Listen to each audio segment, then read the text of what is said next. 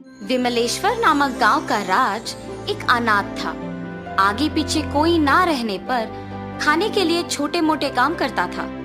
काम कर रहे जगह पे हर रोज उसका अपमान होने के कारण वो मानसिक रूप से दुखी हो जाता है।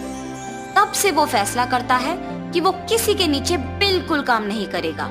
राजू के साथ काम करते हुए कमल और किशोर भी उसके फैसले में उसका साथ देते हैं। तीनों मिलके एक दिन, अरे हम तीनों को तुरंत ही कुछ काम शुरू करना पड़ेगा। सारे पैसे खत्म हो गए, खाने के लिए भी पैसे नहीं है। कल का क्या? हाँ, पता नहीं कल का क्या ही हाल होगा। सोचने के लिए भी डर लग रहा है। ठीक है, मेरी बात ध्यान से सुनो। हमारे पास एक फूटी कौड़ी भी नहीं है। अब के परिस्थिति में हमारे पास और कोई चारा नहीं है, इसीलिए हम चोरी करेंगे। चोरी? पर अगर पकड़े गए तो हमारा हाल इससे भी बुरा होगा। हाँ यार, ये सब करना अभी जरूरी है। मैं जो कह रहा हूँ वो पहले सुनो। हम हर रोज थोड़ी चोरी करेंगे, सिर्फ कल के लिए एक ही चोरी करेंगे और उन पैसों के साथ सारा हफ्ता बिता सकते हैं। और उसी समय हम ये भी सोच सकेंगे कि अब से हमें क्या काम करना होगा। क्या कहते हो? ये सब सुन के किशोर और कमल दोनों यही सोचते हैं कि ये सुनने के लिए तो अच्छा है, मगर करने में उतना आसान नहीं है। इसीलिए पहले ना करने के बावजूद बाद में ये दोनों मान ही लेते हैं। ठीक है, कब करेंगे चोरी? मैं कहूँगा सुनो। तीनों मिलके कल बस्ती के मार्केट को जाएंगे। वहाँ अमीर लोग तो आएंगे ही, मगर उनके साथ सहायक तो होंगे। सब्जियां सहायक पकड़ेंगे और पैसे अमीर लोग। मार्केट को वैसे भी औरतें ज्यादा आते हैं, इसीलिए हमारा काम भी आसान से हो जाएगा और वहाँ उस भीड़ में हमें कोई पकड़ भी नहीं पाएगा। योजना तो अच्छा है, पर क्या तुम्हें लगता है कि हमने जो सोचा वही होगा? शक करने की कोई जरूरत नहीं है, बस मैंने जो बोला वही करो। ये हमारा पहली बार है, इसीलिए हमें देख के सब कुछ करना होगा। ऐसे सोच के अगले दिन बस्ती के मार्केट में जाके प्रवेश द्वार के पास तीनों एक जगह पे बैठ के सभी पे एक नजर रखते हैं। उसी समय में एक बड़े कार से एक मोटी औरत उतरती है। उस औरत का सहायक उनकी चीजें सारे पकड़ के उनके ही पीछे मार्केट पे प्रवेश करता है। वो तीनों उस औरत को देख एक दूसरे के साथ इशारा करते हैं और उसी औरत के साथ मार्केट में प्रवेश करते हैं।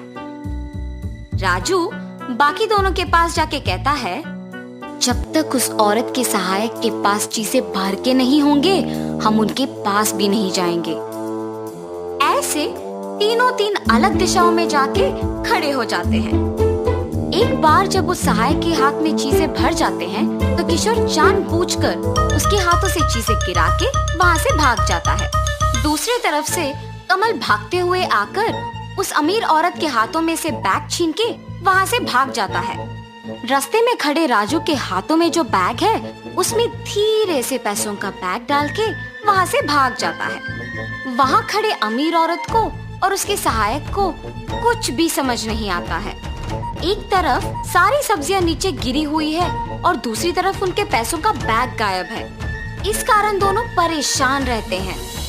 राजू के पास मौजूद बैग को वो कमल और किशोर के बिना ही खोल के देखता है। उसमें 3000 रुपए उसे मिलते हैं। उसमें से वो 1500 रुपए निकाल के अपनी जेब में रख के तब कमल और किशोर जिस जगह पे हैं वहाँ जाता है। वहाँ जाके ऐसे नाटक करता है कि वो पहली बार बैग खोल रहा है।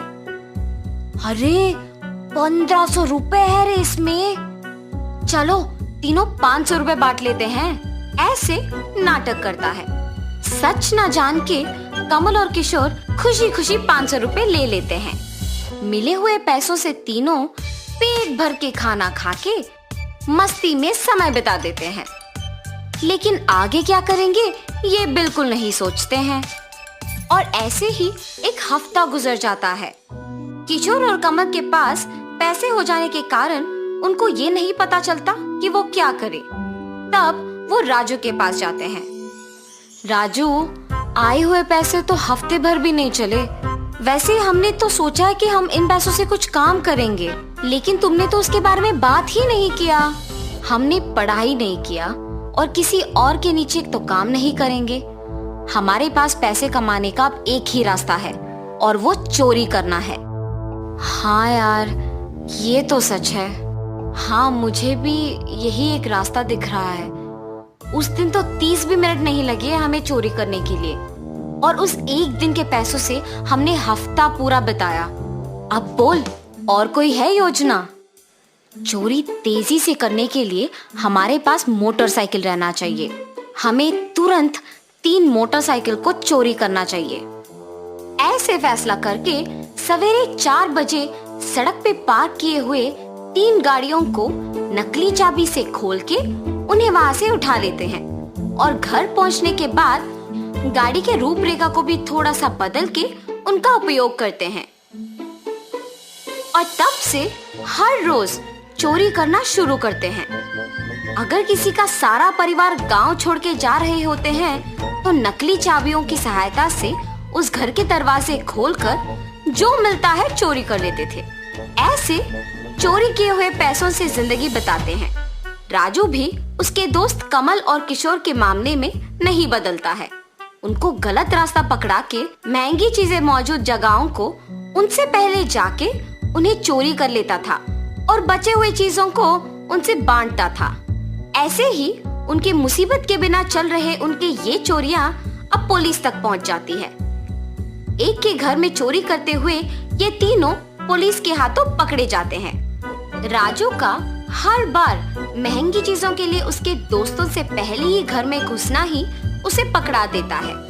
किशोर या कमल के अंगूठों का निशान और उनके पास चोरी किए हुए कोई भी चीज ना रहने पर उन्हें निर्दोष माना जाता है। राजू के पास महंगी चीजें, पैसे और उसके अंगूठों का निशान मिलने के कारण उसे दोषी माना जाता है और उसे दंडित किया जाता है।